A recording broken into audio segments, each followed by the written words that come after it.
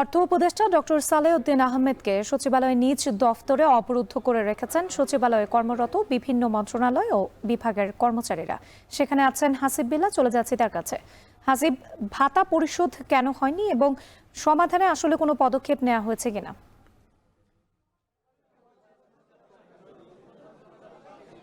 রাত্রি 4 ঘন্টা ধরে অর্থ উপদেষ্টা তার কক্ষে অবরুদ্ধ রয়েছেন এবং তার এই কক্ষের বাইরে কয়েকশো এই সরকার সচিবালয়ের কর্মকর্তা কর্মচারীরা অপেক্ষা করছেন। অবরুদ্ধ করে রাখা হয়েছে, কিন্তু এখন পর্যন্ত কোনো সমাধানের কোনো খবর আমরা পাইনি।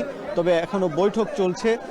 দেখছেন যে যেই কক্ষটির সামনে এখানে কয়েকশো এই সচিবালয়ের যারা সংক্ষুব্ধ কর্মীরা এখানে কাজ করেন এই সচিবালয়ে, তারা মূলত সেখানে বিভিন্ন স্লোগান দিচ্ছেন কিছুক্ষণ পরপর এবং তাদের দাবি দেওয়া তুলে ধরছেন।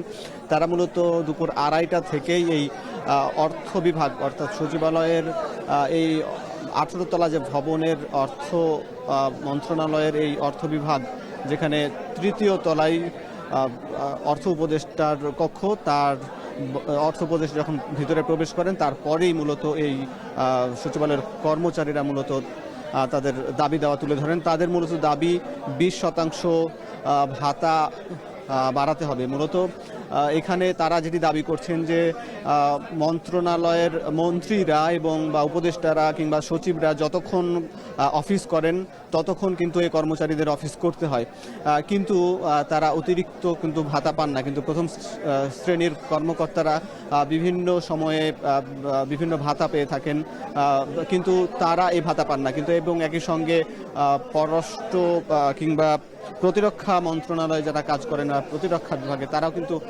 বিভিন্ন সময় রেশন পেয়ে থাকেন। এছাড়া প্রধানমন্ত্রীর কার্যালয়ে যারা কাজ করেন সেই কর্মচারীরাও কিন্তু অতিরিক্ত ভাতা পেয়ে থাকেন। কিন্তু সচিবালয়ের কর্মীদের তাদের দাবি যে সকাল 9টা থেকে 5টা পর্যন্ত অফিস করতে হয়, কিন্তু এটি সাধারণ নিয়ম হলেও এর বাইরে অতিরিক্ত দেখা যায় যে সন্ধ্যা 7টা 8টা 9টা পর্যন্ত কিন্তু তাদেরকে অতিরিক্ত কাজ করতে হয়। কিন্তু একই সঙ্গে অন্যান্য অধিদপ্তরের যারা কাজ করেন তারা এর সচিবালয়ের বাইরে, তাদের কিন্তু নির্দিষ্ট 8 ঘন্টা দায়িত্ব পালন করলে তাদের কাজ মোটামুটি শেষ হয়ে যায়, কিন্তু তাদের অতিরিক্ত সময় দিতে হয়। কিন্তু এই জন্য তারা ভাতা পান না। এই জন্য এই দাবিটা দীর্ঘদিনের, কিন্তু এই সরকারও কিন্তু আশ্বাস দিয়েছিল যে তাদের এই ভাতা বাড়াবে এবং এখনও বলা হচ্ছে যে আগামী সোমবার এই প্রজ্ঞাপনের মাধ্যমে তাদেরকে এই ভাতা বাড়ানোর একটি প্রজ্ঞাপন জারি করবেন।